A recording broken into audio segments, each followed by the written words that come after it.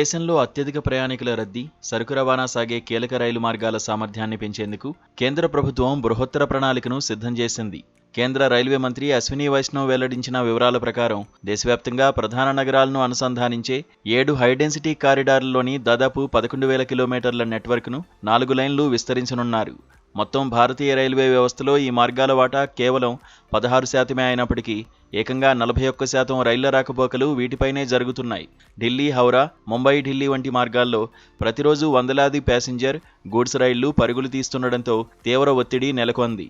ఈ నేపథ్యంలో ప్రధాని నరేంద్ర మోదీ విజన్కు అనుగుణంగా చేపడుతున్న ఈ విస్తరణ వల్ల రవాణా వ్యయం తగ్గడమే కాకుండా పర్యావరణ హితమై వేగవంతమైన ప్రయాణం సుసాధ్యమవుతుందని మంత్రి తెలిపారు.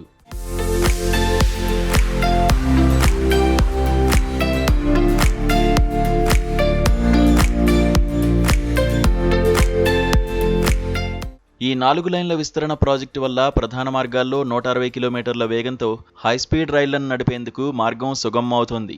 ముఖ్యంగా ఢిల్లీ హౌరా, హౌరా చెన్నై, చెన్నై ముంబై, ముంబై ఢిల్లీ, ఢిల్లీ చెన్నై, ముంబై హౌరా మరియు ఢిల్లీ గౌహటి అనే 7 ప్రధాన కారిడార్లను ఈ ప్రాజెక్టు కింద ఎంపిక చేశారు. ఈ విస్తరణతో ప్యాసింజర్ రైళ్లు, సరుకు రవాణా గూడ్స్ రైళ్లకు ప్రత్యేకంగా ట్రాక్లు అందుబాటులోకి వచ్చి రైళ్ల ఆలస్యానికి చెక్ పడుతోంది.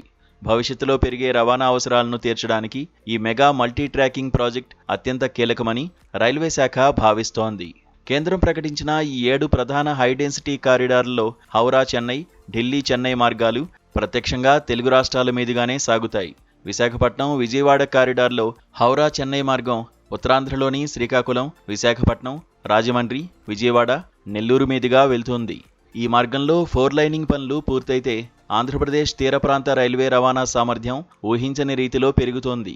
ఢిల్లీ చెన్నై కారిడార్ తెలంగాణలోని రామగుండం, కాజీపేట, వరంగల్ మీదుగా సేవలందిస్తోంది. ఈ మార్గాన్ని 4 లైన్లుగా విస్తరించడం వల్ల తెలంగాణలో ప్రయాణికుల రద్దీ తగ్గడమే కాకుండా బొగ్గు, ఇతర పారిశ్రామిక సరుకు రవాణా మరింత వేగవంతమవుతోంది. ఈ ప్రాజెక్టు ద్వారా హైదరాబాద్, విజయవాడ, విశాఖపట్నం నగరాల నుంచి దేశంలోని ఢిల్లీ, చెన్నై, కోల్కతా వంటి మెట్రో నగరాలకు వేగవంతమైన రైలు సేవలు అందుబాటులోకి వస్తాయి.